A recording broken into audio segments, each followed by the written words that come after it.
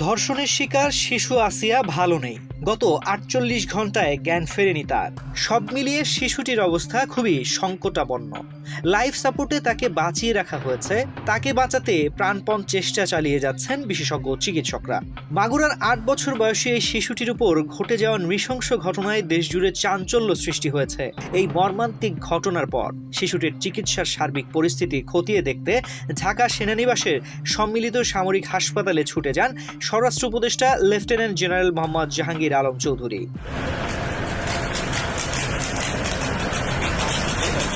৯ March সকালে তিনি শিশুটির চিকিৎসার পরিস্থিতি পরিদর্শন করেন এবং হাসপাতালে চিকিৎসা সেবা নিশ্চিত করার জন্য কর্তৃপক্ষকে নির্দেশ দেন। এ সময় সিএমএইচ এর ঊর্ধ্বতন কর্মকর্তারা উপস্থিত ছিলেন। সর্বশেষ জানা যায়, ধর্ষণের শিকার শিশুটির অবস্থা খুবই সংকটাপন্ন। তার জ্ঞান ফেরেনি। চিকিৎসার জন্য পেডিয়াট্রিক সার্জারি, অ্যানেস্থেশিয়া ও গাইনি ডিপার্টমেন্ট মিলে মেডিকেল বোর্ড গঠন করা হয়েছে। এ তথ্য জানান ঢাকা মেডিকেল কলেজ হাসপাতালের পরিচালক ব্রিগেডিয়ার জেনারেল মোহাম্মদ আসাদুজ্জামান।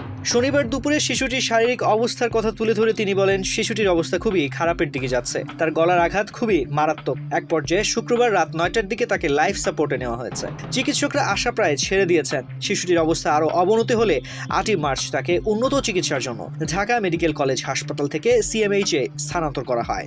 শিশুটির চিকিৎসার জন্য সিএমএইচ এ একটি মেডিকেল বোর্ড গঠন করা হয়। আসিয়াকে দেখে বের হওয়ার পর স্বরাষ্ট্র উপদেষ্টা বলেন, দোষীদের কোনোভাবেই ছাড় দেওয়া হবে না। আমরা তাদের বিরুদ্ধে কঠোর ব্যবস্থা গ্রহণ করছি। তিনি আরও জানান, আইন শৃঙ্খলা রক্ষাকারী বাহিনীকে নারী হয়রানি ও ধর্ষণের বিরুদ্ধে কঠোর অবস্থান নেওয়ার নির্দেশ দেওয়া হয়েছে।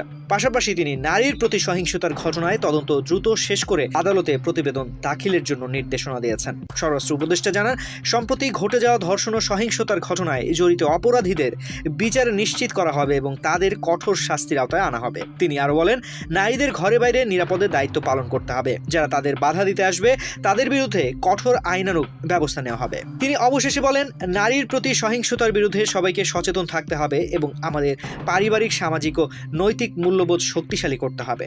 মাগুরায় ধর্ষণের শিকার শিশুটির সব ছবি সামাজিক যোগাযোগ মাধ্যম থেকে অপসারণের নির্দেশ দিয়েছেন হাইকোর্ট। বিটিআরসি কর্তৃপক্ষকে তাৎক্ষণিকভাবে এই নির্দেশ বাস্তবায়ন করতে বলা হয়েছে। তানজির রহমান, বাংলাদেশ প্রতিদিন।